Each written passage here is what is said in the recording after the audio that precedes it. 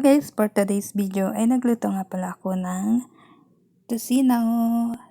Ayan guys, pinakulang ko lang po yan sa konting tubig para lumambot.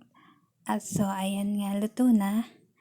Ayan, prepare ko na nga yung aking lettuce at cucumber para masarap i-combine dito sa ating tocino pork.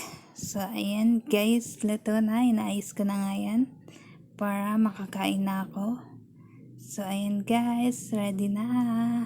Masarap naman yan guys. Super delicious. And super healthy yan guys dahil may cucumber tayo at lettuce.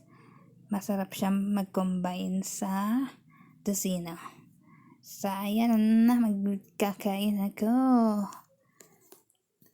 Yan guys, harap lang natin ang ating tocino at cucumber.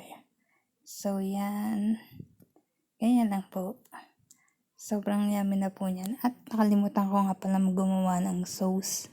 Sa sobrang gutom ko ay nakalimutan ko gumawa. Pero sulit naman dahil masarap na itong aking ginawang ulam.